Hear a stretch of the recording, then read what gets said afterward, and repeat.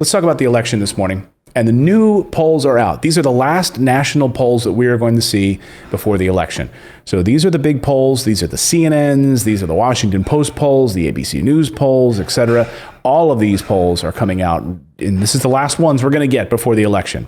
So sink your teeth into these, and where do things stand currently? So here's the NPR poll. Let's just take a closer sort of snapshot look at the NPR poll. Biden right now at 279. Those are votes that are really a lock. Trump at 125. You need 270 electoral votes to win, of course. The toss-up states, Florida, Texas, Georgia, North Carolina, Ohio, Iowa, Arizona. I mean, it's amazing right now that we're even talking about these states being toss-ups. And so some of the sentiment, the mood right now is that Texas is likely to go Biden. Can you imagine Texas going blue? I don't know. Might be hard to believe. Here's some other polls right now. These are the other ones. Rasmussen reports. Now, Scott Rasmussen, his company, he was the most accurate in the last election, 2016. He has Biden up by 1 right now. Look how tight it is. Just 1 point. The Hill, Harris poll, Biden up by 4. You should look at these and notice that none of these polls have Trump up. CNBC has Biden by 11 points. CNN, Biden by 12. That's the biggest. Reuters, Ipsos poll, 10. USA Today, 8. Emerson, 5. Economist, 11. IBD poll, 4 or 5. So kind of all across the board. And then if we want to take a look at the other maps here, this is the real clear average of the country right now. The toss-up electoral votes at the top of your screen, 181 electoral votes, toss-ups at the moment. 125 off to the right, 232 for Biden on the left. It's a little bit different than the NPR poll. The NPR poll here has Biden at 279.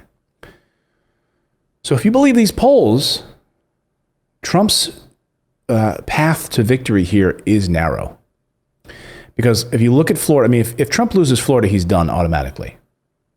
If Trump loses Florida, he's out. No Republican president has won the presidency without winning Florida. He's done if that happens.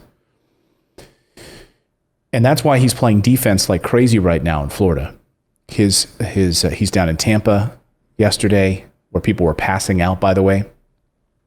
They were down there in the 87-degree heat, and they were spraying water on everyone, and people were passing out like every few minutes, and the medical services had to keep showing up and picking people up in an ambulance.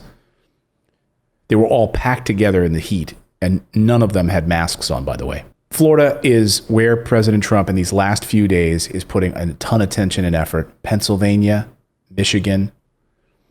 Now, where do you come down on these polls?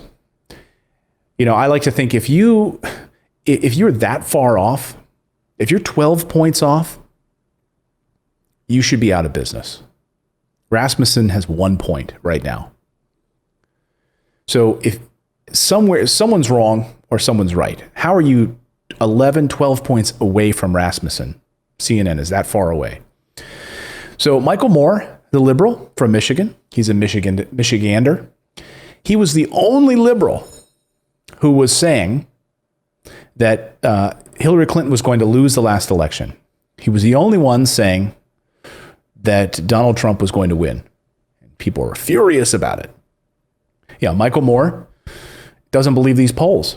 So we have all of these new election polls out right now, and the race is incredibly tight.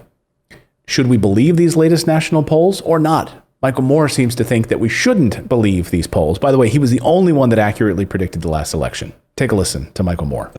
Listen, don't believe these polls, first of all. And second of all, the Trump vote is always being undercounted. Pollsters, when they actually call a real Trump voter, the Trump voter is very suspicious of the deep state calling them and asking them who they're voting for. And it's all fake news to them, remember.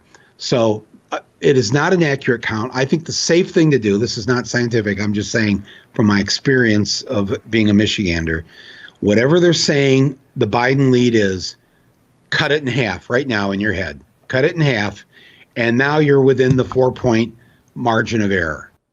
So could we be seeing this again? Could President Trump actually pull off another victory here? Let me know in the comments what you think about this. We also, so if we look at these data points here, to Michael Moore's credit, or to Michael Moore's point here, let's look at this, right? So if Rasmussen has Biden at +1, then 0.5. Okay, we'll cut that in half. Biden and the Harris poll at 4, cut that down to 2. Biden at 5, cut that down to 2.5. All right. He's beating Hillary in a lot of these polls. So it could be incredibly tight, or we may all be wrong, right? I mean, we're going to see, I guess, in the next few days what's going to happen. We will know, obviously, quick enough on election night. If Florida becomes too close to call, if Florida is just too close to call, then we are going to be in for a long haul, folks. So fingers crossed that Florida goes quick. Fingers crossed that Florida happens fast, one way or the other. Otherwise, this is going to be a nightmare for this election process, and we won't know. And you're going to see Wall Street taking a nosedive because they don't know who the president is and what's going to happen. It's going to be a disaster. So let's just hope that this ends peacefully next Tuesday.